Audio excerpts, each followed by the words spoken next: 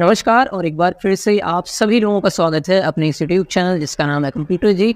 इसमें अभी हम देख रहे हैं अपने ओ लेवल एग्ज़ाम के लिए मोस्ट इम्पॉर्टेंट एमसीक्यू क्वेश्चन, जिसमें हमने 100 क्वेश्चन देख लिए हैं अपने पेपर 1 के। ये बूस्टर क्लास है हमारे ओ लेवल की, ध्यान दिला देना चाहता हूँ। इसके अलावा भी हमने क्वेश्चन कराए हैं, आप डिस्क्रिप्शन में जाके उसको भी देख सकते हैं। चलिए समय को न बर्बाद करते हुए शुरुआत करने जा रहे हैं 101वां क्वेश्चन। 100 क्वेश्चन हमने पहले देख लिए हैं। अब देखिए यहाँ पर क्या है हमारा question, which technology is used in optical disc. आपकी जो ऑप्टिकल डिस्क होती है उसमें कौन सी टेक्नोलॉजी यूज़ की जाती है। तो ऑप्टिकल डिस्क में क्या मैकेनिकल टेक्नोलॉजी यूज़ की जाती है? नहीं। Electrical technology? नहीं। Electromagnetic technology? नहीं। ये तीनों टेक्नोलॉजी तो नहीं यूज़ की जाती। Laser technology? हाँ, जाहिर सी बात है, ऑप्टिकल डिस्क में जो ऑप्टिकल यूज़ हुआ था वो लाइट के लिए ही यूज़ हुआ था और लेज़र बीम की सहायता से ही डेटा को स्टोर कराया जाता था। तो यहाँ पर डी ऑप्शन हमारा सही हो जा रहा है, हमें डी ऑप्शन पे टिक कर देना है। अगले सवाल की तरफ बढ़ें। हमारा 102वां क्वेश्चन क्या है, देखते हैं। विच of the following storage devices can store maximum amount of data.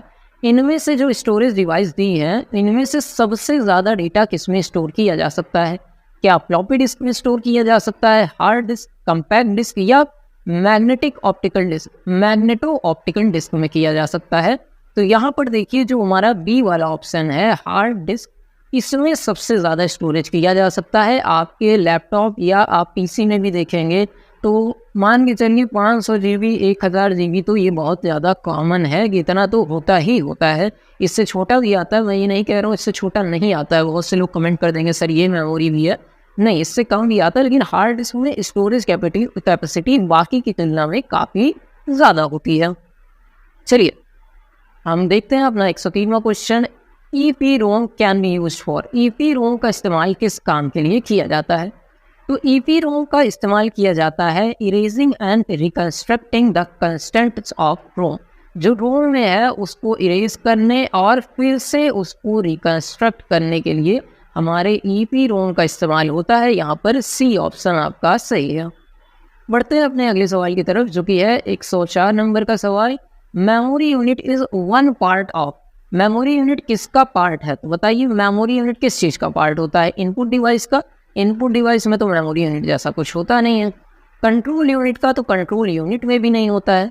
Output unit में भी नहीं होता है। आपका जो सेंट्रल प्रोसेसिंग यूनिट है, जिसे आप CPU कहते हैं, उसके 3 भाग होते हैं। उसका एक भाग आपका क्या होता है? CU होता है, कंट्रोल यूनिट। एक भाग आपका क्या होता है? MU होता है, मेमोरी यूनिट। और एक भाग आपका क्या होता है? ALU होता है, जिसे आप अर्थमेटिकल एंड लॉजिकल यूनिट कहते हैं। तो पूछा गया है मेमोरी यूनिट किसका भाग है, तो आप CPU के भाग में इसे टिक कर सकते हैं, क्योंकि CPU के भाग में मेमोरी यूनिट का हिस्सा आता है।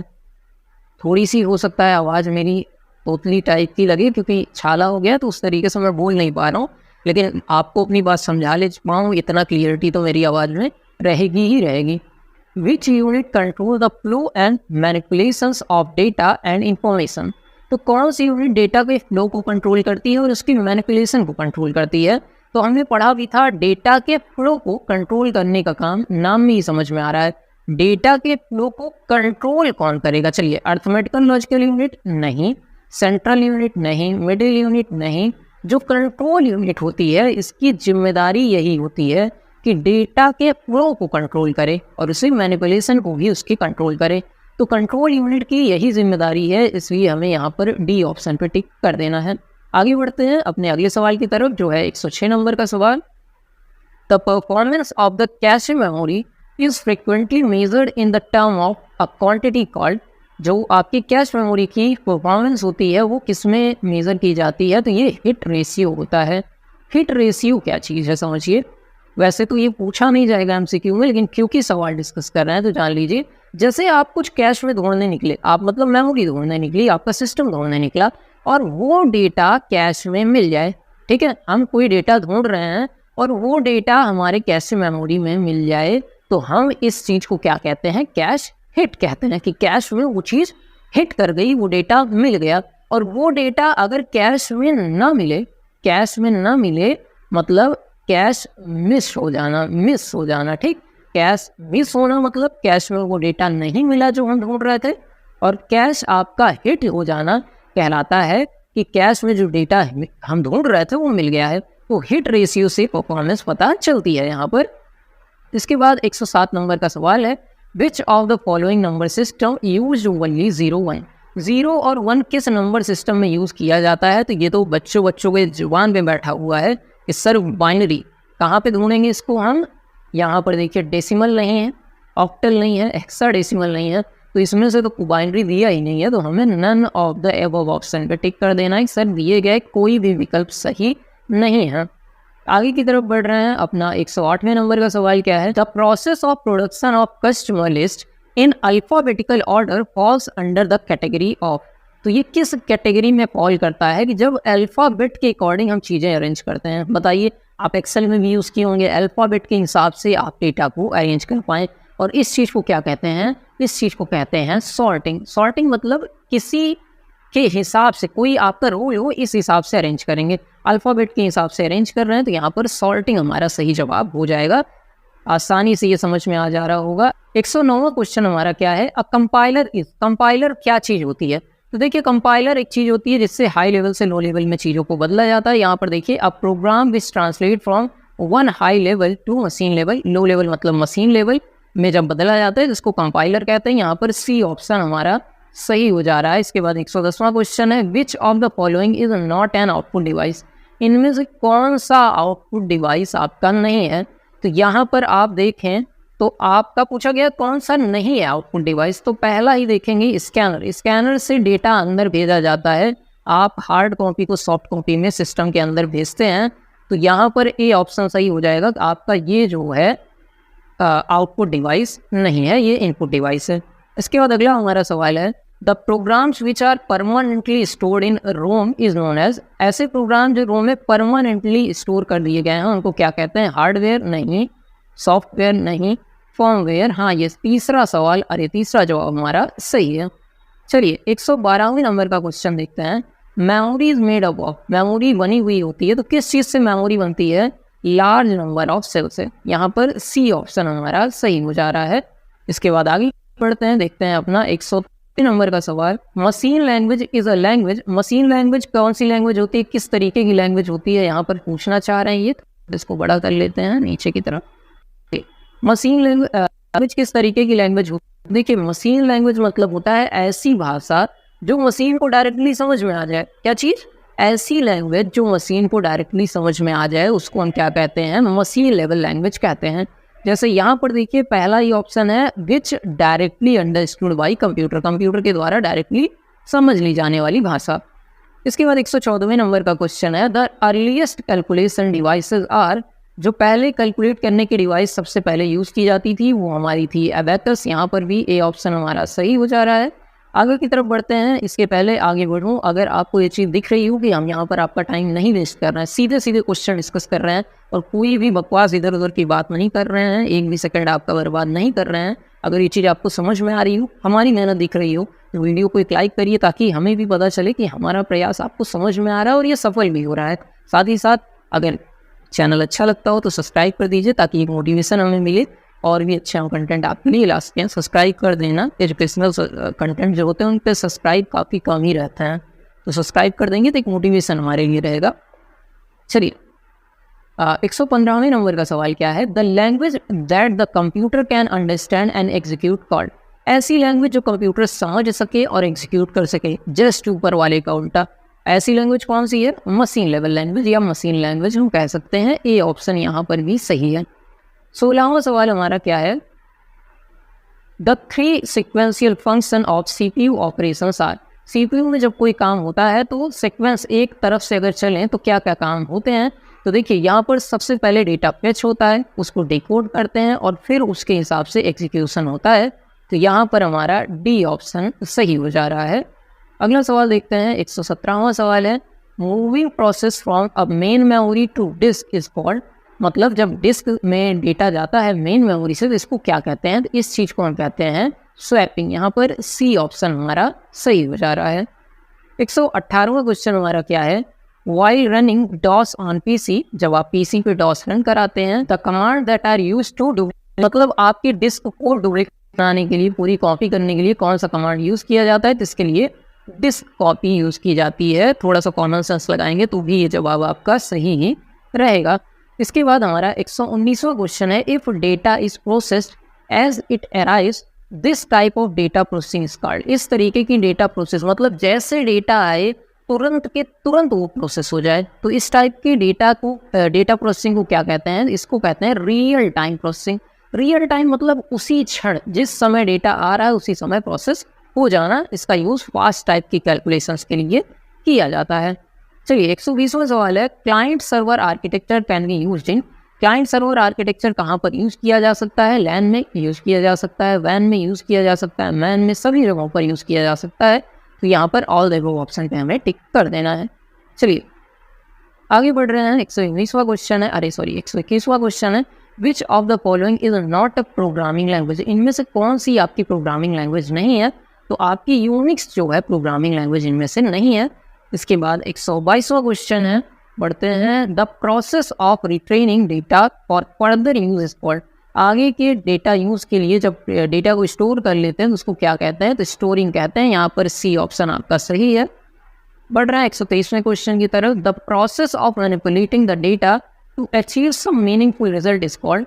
ऐसी प्रोसेस जिसमें डेटा को मैनिपुलेट किया जाता हो कुछ मनचाहा रिजल्ट प्राप्त करने के लिए, और ये प्रक्रिया क्या कहलाती है, data sharing, data distribution, data processing. इसी को हम क्या कहते हैं, डेटा प्रोसेसिंग कहते हैं। कि आपके पास कुछ है उसको आप मैनिपुलेट किए और मनचाहा रिजल्ट प्राप्त कर लिए, यही आपकी डेटा प्रोसेसिंग होती है। चलिए आगे की तरफ बढ़ रहे हैं, the access method used for magnetic tape is.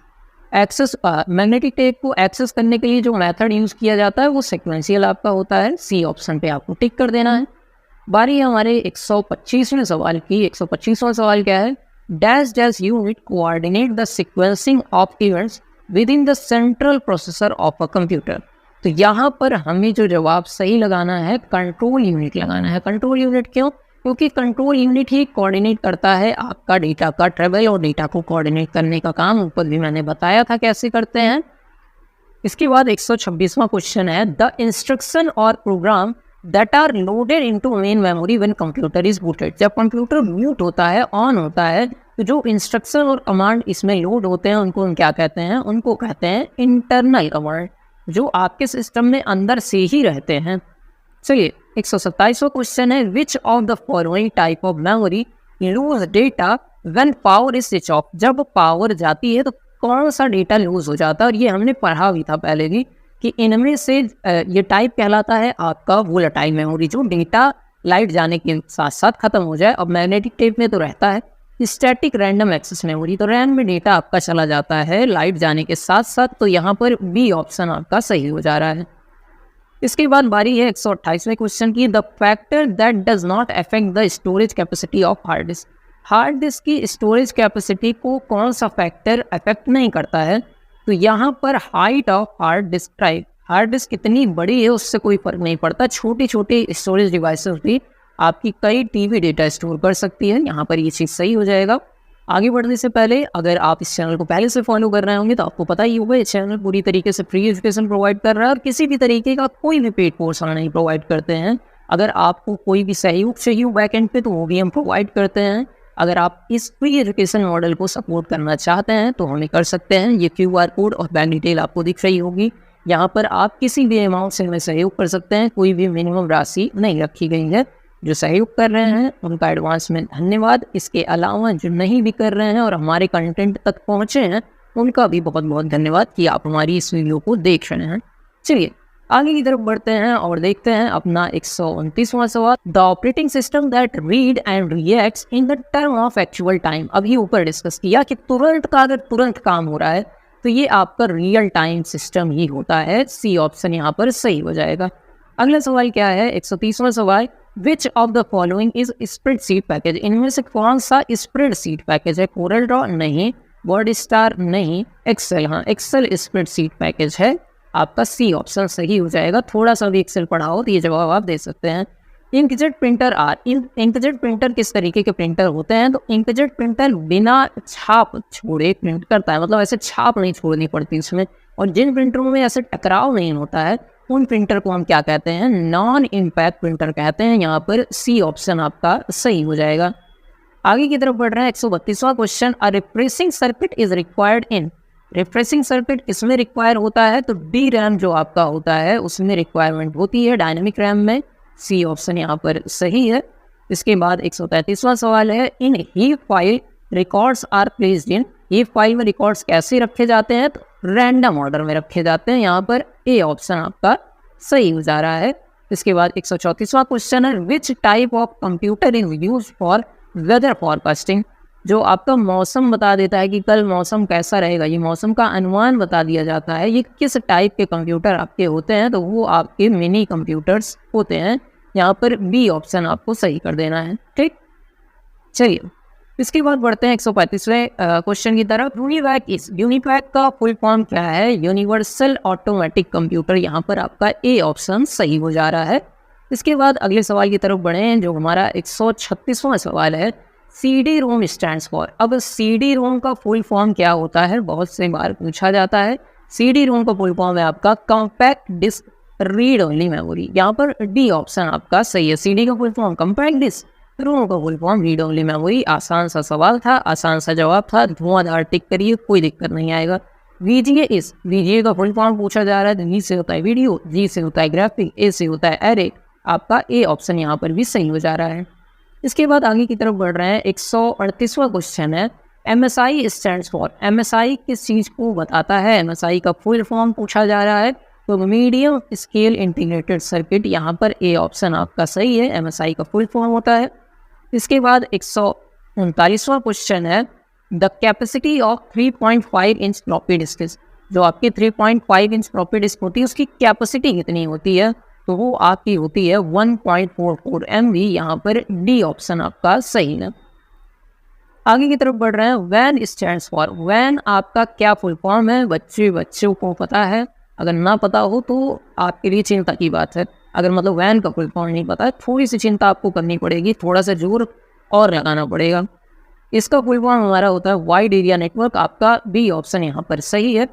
इसके बाद बढ़ते हैं अपने 141वें क्वेश्चन की तरफ, MICR का फुल फॉर्म क्या है, तो MICR का फुल फॉर्म होता है मैग्नेटिक इंक कैरेक्टर रीडर। यहाँ पर ए ऑप्शन सही है। बैंक में चेक को आप वेरीफाई करने के लिए यूज़ करते हैं इसको। इसके बाद हमारा 142वां सवाल है, EBCDIC स्टैंड्स फॉर। तो इसका फुल फॉर्म हमारा है extended binary code decimal interchange code. यहाँ पर ए ऑप्शन आपका सही है। इसके बाद बारी है 143वें क्वेश्चन की, BCD का फुल फॉर्म क्या है, हमसे पूछा गया है। तो BCD का फुल फॉर्म होता है बाइनरी कोडेड डेसिमल। यहाँ पर ए ऑप्शन आपका सही है। 144वां सवाल क्या है, chief component of first generation computer was. First generation computer का जो चीफ कंपोनेंट था आपका वो कौन सा था, तो वो आपका देखिए पहले जनरेशन का कंप्यूटर जो आया था वो बेस्ड किस चीज़ पे था, वो था वैक्यूम ट्यूब पे। तो यहाँ पर बी ऑप्शन आपका वैक्यूम ट्यूब एंड बॉल्ब आपका सही हो जाएगा। इसके बाद आगे की तरफ बढ़ रहे हैं और पूछा गया है EEPROM। EEPROM का फुल फॉर्म क्या होता है, तो EEPROM का फुल फॉर्म, रोम का तो पड़ता है रीड ओनली मेमोरी, पी का होता है प्रोग्रामेबल और ई का इलेक्ट्रिकली इरेजेबल होता है। यहाँ पर देखिए electrically erasable programmable read only memory, ये आपका ए ऑप्शन यहाँ पर बिल्कुल सही हो जाएगा। 146वां क्वेश्चन है, the computer size was very large in. Computer size सबसे ज़्यादा बड़ी थी, तो जनरेशन के हिसाब से कंप्यूटर की साइज छोटी भी हुई है। तो आपकी जो पहले जनरेशन के कंप्यूटर थे, जो फर्स्ट जनरेशन के कंप्यूटर थे, वो आपके सबसे बड़े थे। बिना सोचे इस पर आपको टिक कर देना चाहिए। 47वां सवाल है, microprocessor as switching device are for which generation computer. तो यहाँ पर आपका किस जनरेशन में था, फोर्थ जनरेशन में। यहाँ पर डी ऑप्शन आपको सही कर देना है। विच generation computer is still under development. कौन सी जनरेशन की कंप्यूटर अभी भी डेवलपमेंट में है, मतलब डेवलप की जा रही है। फिफ्थ जनरेशन के कंप्यूटर अभी भी डेवलपमेंट स्टेज में है। आपका बी ऑप्शन सही है। इसके बाद 149वां सवाल है, artificial intelligence is associated with which generation. किस जनरेशन के साथ AI आपका एसोसिएटेड है, तो आपका फिफ्थ जनरेशन। सी ऑप्शन आपको टिक कर देना है। चलिए आगे की तरफ बढ़ रहे हैं और 150वां सवाल हमारा क्या है, which operation is not perform by. इनमें से कौन सा ऑपरेशन आपका कंप्यूटर परफॉर्म नहीं करता है। तो इनमें से इनपुट कर लेता है, प्रोसेसिंग कर लेता है, कंट्रोलिंग कर लेता है, अंडरस्टैंडिंग समझने वाला मामला कंप्यूटर के साथ नहीं है, कंप्यूटर अपनी बुद्धि समझने में नहीं लगाता, तो डी ऑप्शन यहाँ पर सही है। समझ में आई ये बात? चलिए अब एक चैन की सांस आप ले सकते हैं, मतलब 50 क्वेश्चन हमने डिस्कस कर लिए। बधाई हो, अगर यहाँ तक आप पहुँचे हैं तो आप 50 क्वेश्चन के ज्ञान के मालिक बन चुके हैं। कुछ हो ना हो दुनिया में, ये 50 क्वेश्चन आपने देख लिए हैं, ये आपके साथ ही रहेगा एग्ज़ाम होने तक, तो मान के चलता हूँ रहेगा ही रहेगा। बाकी अगर हमें सपोर्ट करना चाहें, QR कोड बता दिया है, बैंक डिटेल दिखा दी है, कर सकते हैं। उसके लिए धन्यवाद। चैनल को लाइक सब्सक्राइब करिए, थोड़ा सा हमारा मतलब बढ़ाइए चैनल, समझ रहे हैं? मतलब ये तो आपकी जिम्मेदारी होनी चाहिए। मैं टीचर हूँ, आप स्टूडेंट हैं, तो इसको बढ़ाने की जिम्मेदारी आपकी ज़्यादा है, मेरी कम है। इसके अलावा कोई चीज़ ना समझ में आई हो कमेंट करके पूछिए, कोई भी क्वेश्चन हो कमेंट करके पूछिए, तारीफ करना चाहें तो कमेंट में कर दीजिए, वो भी मैं पढ़ूंगा तो मुझे अच्छा लगेगा। मिलते हैं अगले कुछ सवालों के साथ, तब तक के लिए नमस्कार। धुआंधार पढ़ाई करते रहिए, रुकिए मत।